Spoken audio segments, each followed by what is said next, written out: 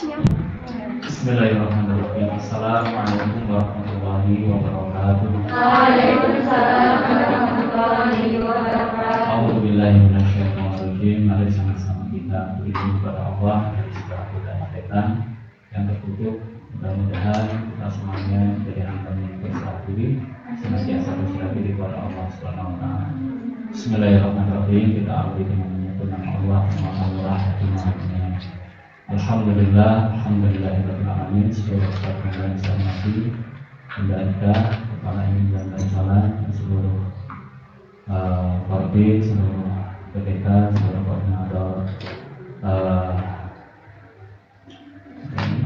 aspek di TPN, tim jangan madrasah semuanya. Satu yang saya hormati, tim guru belajar mungkin dan salam.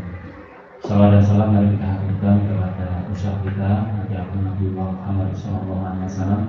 Kepada Allah Subhanahu Muhammad wa sayyidina Muhammad. Saat muda yang saya hormati, mengusahakan kita pilih nanti wawasan Al-Fatihah. Kemudian antara wawasan Al-Fatihah untuk kita dapat kursi dan istighfar seperti biasanya. Allah menjadikan hati kita dan tidak kita sini. Jadi kalau tanaman itu sebelum ditanam, lahannya sudah kita kata tidak. Lahannya sudah cukup. Lahannya adalah pikiran dan hati kita. Mudah-mudahan kita beristighfar, Allah menjadikan hati kita. Kita sudah melewati hari dari tadi pagi, tadi di madrasah, kemudian sampai sekarang meninggalkan seluruh kesibukan di rumah, aktivitas, mungkin capek secara fisik, teman-teman juga mungkin terkuras secara energi pikiran, tapi kita terus gunakan syukur kita. Ya, ini adalah salah satu wujud syukur kita. Lalu Pak Prasetyo pun menyampaikan mungkin yang akrab kita adalah puasa, malam tak takut untuk puasa. Tapi menurut Prof. Prasetyo, ya, pengarang tafsir al-misbah, goal dari puasa adalah menjadi hamba yang bersyukur. Dan bersyukur beliau adalah menggunakan sesuatu sebagai tujuan penciptaan. Misalkan saya dikasih kopiah gitu sama beliau misalkan, terus tak pakai di kaki misalkan, itu berarti bukan wujud syukur. Nah, mudah-mudahan kita di siang hari ini seterusnya lebih Jumat, ini adalah salah satu wujud syukur kita. Allah memberikan akal, memberikan pikiran, memberikan kesempatan, memberikan fasilitas di sebagai wujud syukur kita kepada Allah. Terusnya jelas insya Allah pun dan mudah-mudahan dengan syukur kita seperti ini Allah terus menambahkan berbagai nikmat luar biasa. Alhamdulillah,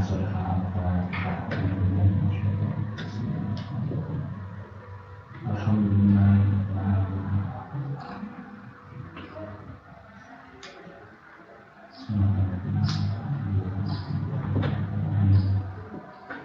Alhamdulillah, Allah la ilaha illallah.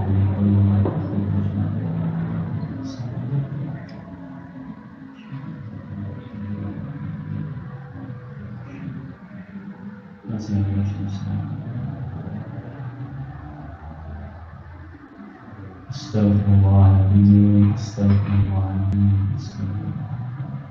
astagfirullahaladzim, astagfirullahaladzim,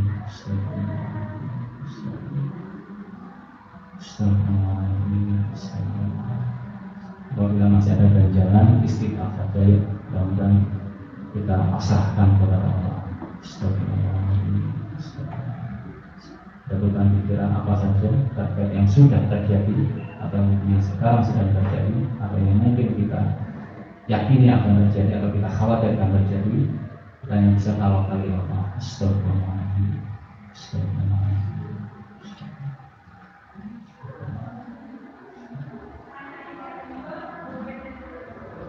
Bismillahirrahmanirrahim.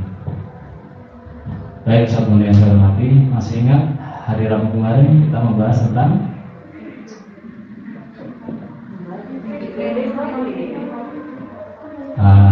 pengelolaan emosi, sampai pembahasan mengenai positif disiplin. Dan disiplin yang positif, disiplin secara positif.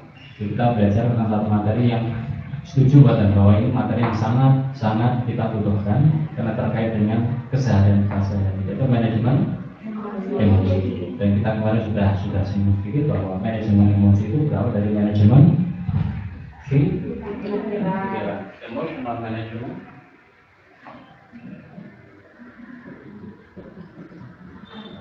Emotional management ini adalah buah dari yang namanya mind management. Mind management. Jadi kita memanage our emotion by manage our mind. Mudahnya dengan memanage apa yang menjadi fokus kita. Dan kita sudah bahas kemarin bahwa perasaan ini adalah wilayah A, I, betul ya? Sebabnya apa? Apa yang menjadi sebab dari sebuah perasaan? Ya, mind, thought. Dalam bahasa Inggris ada istilah mind, ada istilah thought, ya, ada istilah think. Nah, bedanya apa? Thinking itu kegiatan berpikir. Buah dari kegiatan berpikir adalah pikiran. Buah pikir namanya thought. Alat yang kita pakai untuk berpikir namanya mind. Tapi dalam bahasa Indonesia semuanya satu kata, pikiran, ya kan? Tapi dari mind itu adalah kegiatan mental kita, kegiatan berpikir, kegiatan menghasilkan buah pikir, itu namanya thinking. Alat yang dipakai untuk mikir namanya mind. Alat fisiknya namanya brain. Tapi tidak sekedar brain, otak. Tapi sebenarnya kita berpikir itu dengan seluruh tubuh kita, dengan whole body. Dari sini teman-teman, di bukunya Pak Nunu itu salah satu intisarinya adalah if you want to be success and happy, kalau kita ingin meraih sukses dan merasakan kebahagiaan setiap saat, ini perasaan sukses dan bahagia ini bisa kita dapatkan dengan menciptakan pikiran-pikiran yang selaras dengan itu. Pikiran-pikiran yang misalkan ketika kita merasa bahasanya bad mood ya, kita merasa sedih atau nggak semangat, misalnya kita merasa sedih, hampir pasti sebabnya adalah pikiran-pikiran sedih, ya enggak? Tidak mungkin perasaan sedih itu muncul tanpa didahului adanya pikiran-pikiran sedih. Mungkin kita sedang mengingat-ingat yang kemarin, atau sedang berfokus pada saat ini, atau kita berimajinasi tentang masa depan. Tapi ngomong teman-teman, pikiran kita tentang masa lalu atau memori ini bukanlah masa lalu itu sendiri. Coba jangan. Memori kita tentang masa lalu bukanlah masa lalu itu sendiri. Ingatan kita tentang masa lalu itu bukan masa lalu itu sendiri. Sama seperti peta, map is not the territory. Peta itu bukanlah wilayah yang sebenarnya. Peta hanyalah penggambaran dari sebuah wilayah. Kalau kita misalkan meyakini masa lalu kita itu sedih, buruk, negatif dan seterusnya, itu bukan masa lalu itu sendiri, tetapi memori kita. Bagaimana kita memaknai masa lalu itu. Nah, di dunia ilmu hipnoterapi yang saya tekuni, kita nggak bisa mengotak-atik masa lalu, karena this is fact. Ini adalah fakta. Dan tidak ada yang bisa kita ubah mengenai fakta. Sudah terjadi, sudah berlalu. Yang bisa kita ubah adalah bagaimana pemaknaan kita, bagaimana kita melihat masa lalu itu secara positif, atau bahasanya adalah bagaimana kita memandang masa lalu itu dengan sudut pandang hikmah. Imajinasi kita tentang masa depan bukanlah masa depan itu sendiri. Betul? Mungkin sampai sekarang kita sedang berpikir tentang nanti di rumah akan begini. Apakah persis sama antara bayangan kita dengan yang nanti akan terjadi? Kita merasa cemas, takut, khawatir karena apa? Seringkali karena kita mengimajinasikan sesuatu, ya kan? Wah, ngomong kayak gini, kok kayak gini. Padahal itu hanya ada di pikiran. Ini yang seringkali mungkin nggak kita sadari. Jadi teman-teman, materi tentang pengelolaan emosi itu bisa kita dekati dengan pengelolaan pikiran. Kalau kita ingin percaya diri, ya pikirkanlah hal-hal yang membuat kita percaya diri.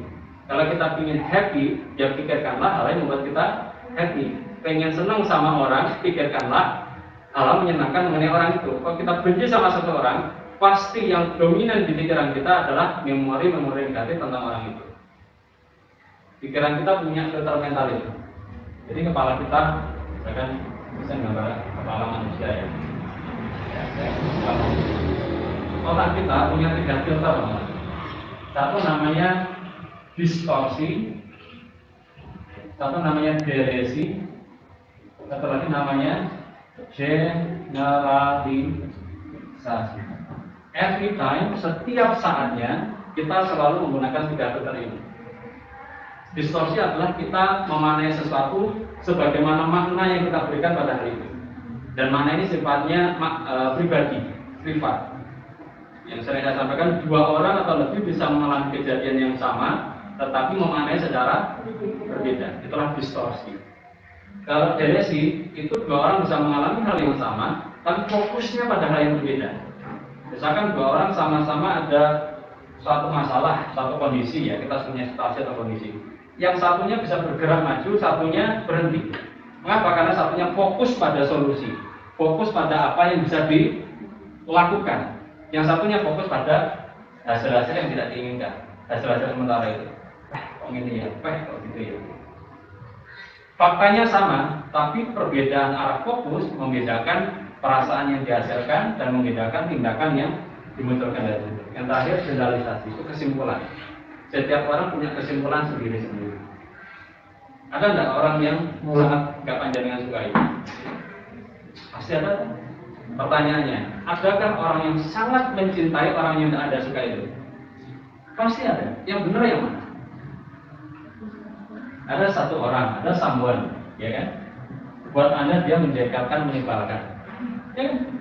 Tapi buat someone else, buat orang lain, dia orang yang sangat berarti, sangat dicintai. Kalau kehilangan nangisnya luar biasa. Itu buat kita, deket aja kita ingin jauh-jauh. So, yang benar yang mana? Semuanya tergantung pada isi pikiran kita masing-masing. Everyone has their own map. Kita punya peta realitas kita sendiri-sendiri. Karena itu tidak ada kebenaran mutlak. Yang ada adalah kebenaran saya, kebenaran kita, kebenaran mereka, kebenaran kami. Jadi itu pun hanya kadang kompromi, kesepakatan. Ini kalau teman-teman di materi tentang NLP, the map is not the territory, ini salah satu materi sangat mendasar, yaitu bahwa isi pikiran kita adalah peta kita terhadap realita. Isi pikiran kita bisa jadi berbeda dengan, sangat bisa jadi berbeda dengan pikiran orang lain. Karena itu komunikasi menjadi sangat penting. Mendengarkan menjadi sangat penting. Seperti yang ini, misalkan seperti ini, ya kan? Ini bendanya sama, objeknya sama. Tapi apa yang penjenengan lihat dengan yang saya lihat tidak sama. Nah, itu komunikasi menjadi sangat penting. Menjadi tidak produktif ketika saya salah, kamu benar. Tapi begitu kita mau, ya kalau yang sering itu kan angka 6 atau angka 9 ya. Misalkan saya menulis angka 6 di sini, buat panjenengan atau angka 9, kita bisa berantem seharian. Ini 6, gak pernah TK ya kamu ya? Pak itu 9, jelasnya 9. Dan akan selesai urusan ketika kita mau saling melihat dari sudut pandang ya yang lainnya. Jadi teman-teman kalau mungkin aku nggak bisa mengendalikan emosiku ya, marah atau sedih atau kecewa atau tidak sama dan seterusnya. Kuncinya bukan mengendalikan perasaan itu sendiri, tapi adalah mengendalikan apa yang kita masukkan ke pikiran. Sangat hati-hati kita seleksi pakai media sosial. Apa yang kita makan lewat mata dan telinga kita itu sangat berpengaruh pada kesehatan mental kita. Nah, jadi gimana? Misalkan kita lihat di YouTube atau di IG atau di Facebook atau apapun. Ya. Ada istilah dalam dunia komputer itu ini. Ya, GIGO. Garbage in, garbage out. Garbage itu sampah. Apabila ada sampah yang masuk, ya yang keluar juga apa? Tapi bedanya lebih bahaya lagi dalam pikiran manusia itu bukan GIGO tapi GIGG. Garbage in, garbage grow. Tumbuh. Kalau yang masuk sampah, dia akan tumbuh terus. Ya, di antara puasa ini adalah alat yang sangat luar biasa di semua agama bahkan ya, untuk kita bisa menjernihkan pikiran kita. So, if you want to be happy, ya think happy, think. Kalau kita pengen semangat, pengen happy, pengen gembira, sangat sederhana sekali. Ya kita pikirkan hal yang membahagiakan. Kita ngobrol tentang hal yang membahagiakan. Sangat penting sekali teman-teman ketika sebelum kita masuk kelas. Kalau saya sendiri, saya ingin riset sebenarnya dengan beberapa mungkin teman yang bersedia sebagai volunteer mungkin. Saya mendapati begini, ketika kita membaca Al-Quran, itu yang saya yakini dari yang saya pahami, kita sedang saat itu juga menyeimbangkan antara hemisfer kanan kita dengan hemisfer kiri. Mengapa? Karena ketika kita membaca Al-Quran, hurufnya kan tidak kaku kotak-kotak, tapi hurufnya kan kurva-kurva. Itu kesukaan otak kanan. Yang kedua irama. Kita membaca Al-Quran kan separuh-salah pun kita pasti diirama-iramakan ya. Nah, itu mengaktifkan belahan hemisfer kanan kita. Yang kedua, huruf-huruf, logika ketika kita membaca huruf itu adalah bagian dari kiri kita. Di saat kita membaca itulah kita langsung mengimbangkan antara fungsi hemisfer kanan dan fungsi hemisfer kiri. Terus yang kedua yang saya tambahkan adalah, ini pengalaman saya sendiri. Mungkin penjenengan bisa mempraktekkan kalau saya dengan melakukan itu tenang di hati. Setiap selesai membaca satu ayat, saya kemudian beristighfar sebanyak yang saya rasa enak. Nah, itu yang saya pahami, itu langsung mengimbangkan antara otak dengan hati. Kalau tadi baca Al-Quran tok, itu kanan sama kiri. Tapi baca Al-Quran, kemudian selesai satu ayat, saya istighfar. Dan mengingat kejadian-kejadian yang tadi, atau yang sekarang, atau yang akan yang menggelisahkan hati saya istighfar. Saya pasarkan sama Gusti Allah. Rasanya itu nyaman banget. Dan kita tahu teman-teman, ketika perasaan kita enak, perasaan kita nyaman, itu kita sudah memancarkan energi yang positif. Energi adalah bahan dasar dari yang namanya kuantar. Ini materinya kuantum mekanik. Kuantar itu penyusun dari atom atau penyusun dari molekul. Molekul adalah penyusun dari benda. Ya. Di fisika kuantum tidak ada beda antara energi dengan realitas fisik. So, di fisika kuantum itu pikiran dan perasaan kita adalah benda nyata. Jadi mengubah suatu situasi yang kita ingin ubah tidak harus selalu dengan tangan dan kaki. Dengan pikiran dan perasaan pun itu adalah salah satu bentuk ikhtiar. Jangan lihat di salah satu kulturnya Prof. bahwa doa itu termasuk amalan, termasuk kerja, termasuk ikhtiar. Bahkan seringkali ya itu di buku Al-Quran kan ada kan bahwa doa adalah senjatanya orang yang beriman. Artinya ada landasan sains. Ketika kita berdoa selaras antara pikiran dan perasaan, tidak cuma yang di mulut ya, tapi di pikiran perasaan antara yang kita ucapkan dan yang kita rasakan. Itu adalah energi dia menggerakkan partikel-partikel yang ada di alam semesta ini untuk menjadi realitas seperti yang kita inginkan. Oke, pembahasan kita daripada itu. Tapi intinya adalah emotional management itu sangat kita butuhkan dalam hal apa saja. Dan emotional management dimulai dari mind management. Yang paling mudah adalah kita kendalikan apa yang masuk ke pikiran kita. Kalau kita ingin semangat ya kita pikirkan hal yang membuat kita semangat. As simple as that.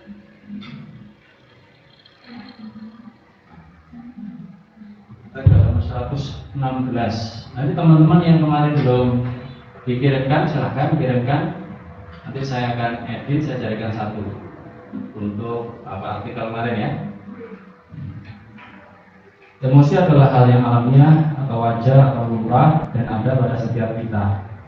Emosi diri kita yang dominan itu apa teman-teman? Yang sering kita alami ya, pasti berbeda-beda. Misalnya marah. Orang yang emosi dominannya marah akan mudah bereaksi marah ketika menghadapi sebuah situasi yang tidak sesuai dengan harapannya. Ya kan? Makanya template-nya marah. template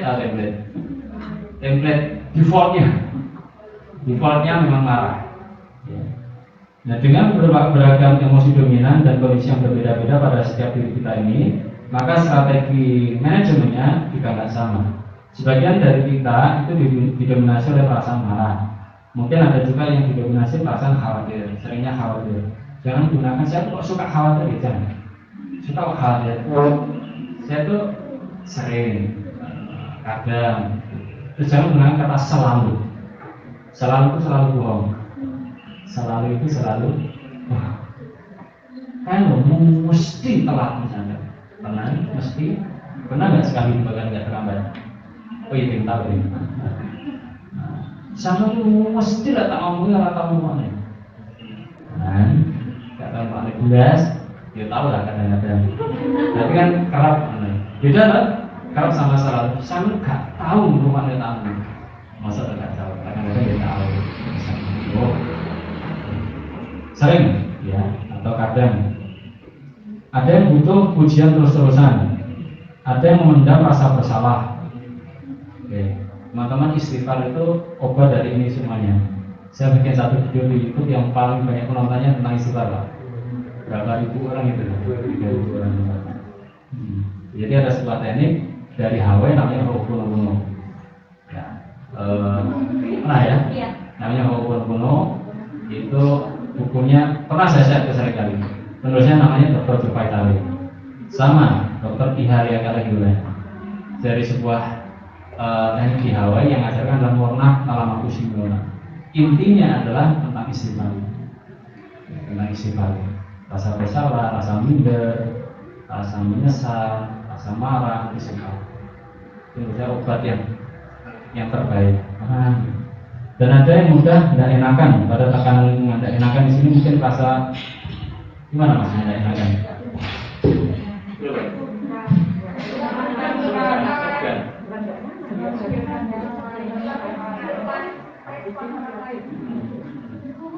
Ya, ada orang kecenderungannya itu sekali misalkan ini ya. Misalkan ini, kita ngadakan pelatihan. Ada 20 orang. 19 mengatakan penampilan kita bagus. Satu orang bilang kita tidak bagus.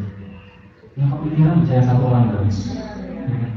Ada kebutuhan sense of acceptance. Ada apa ya, kebutuhan untuk diterima. Karena itu teman-teman buat anak-anak itu sangat atau buat kita dikucilkan, ya kan? Nggak dibolong, ya kan? Itu rasanya nggak enak, sakit. Anak-anak itu dulu ada yang mogok beberapa minggu karena alasannya ternyata diungkapkan gitu. Aku nggak dibolong. Mudah-mudahan guru-guru juga enggak ya. Ada yang nggak dibolong?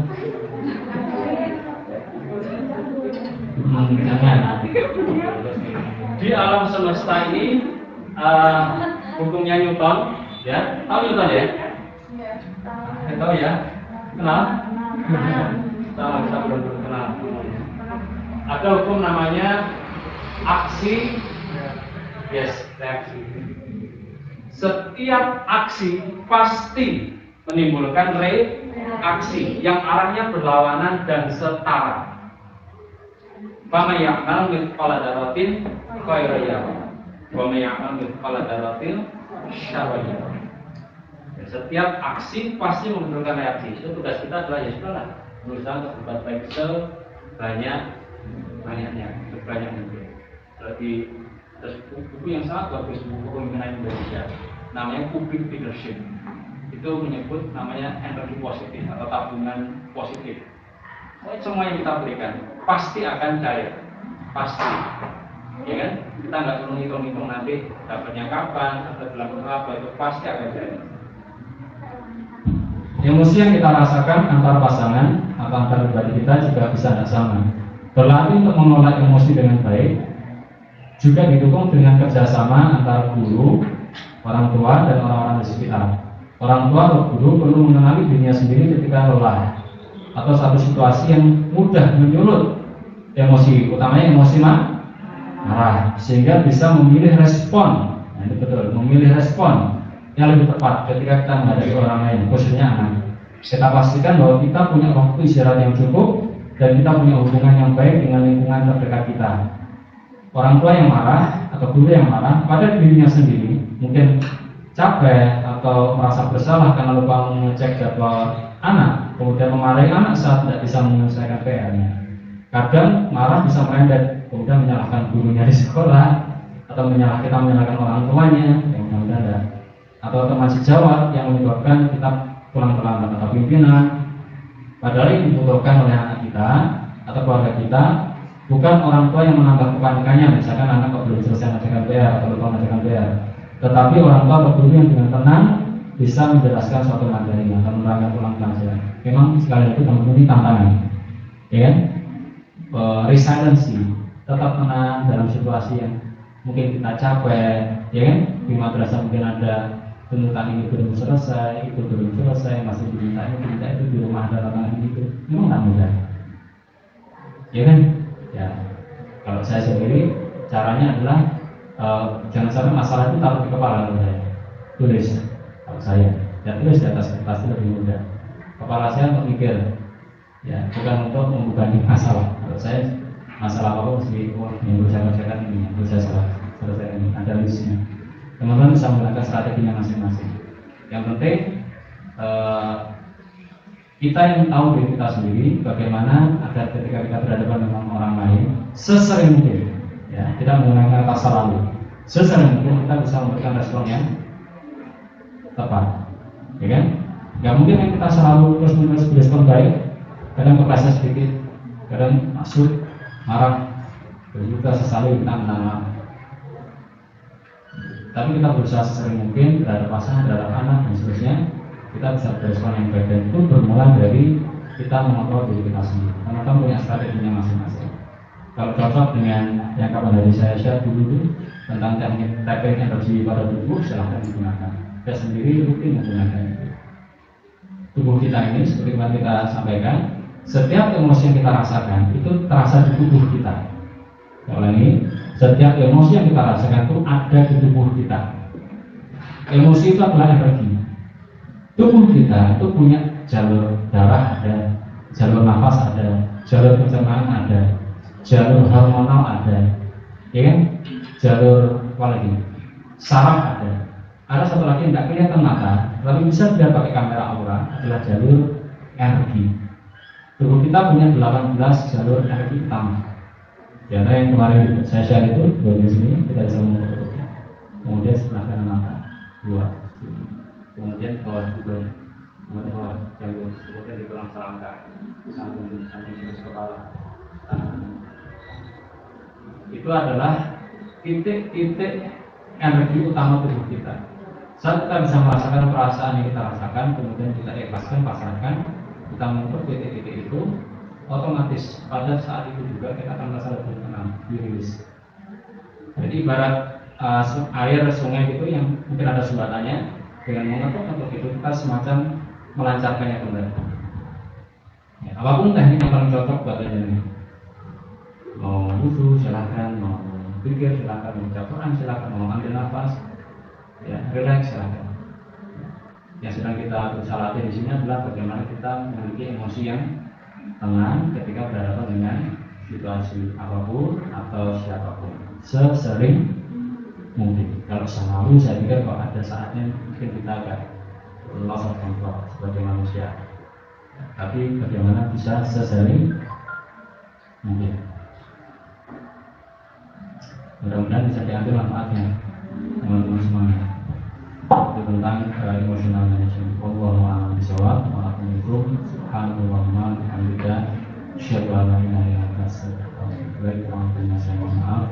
Assalamualaikum warahmatullahi wabarakatuh. Waalaikumsalam.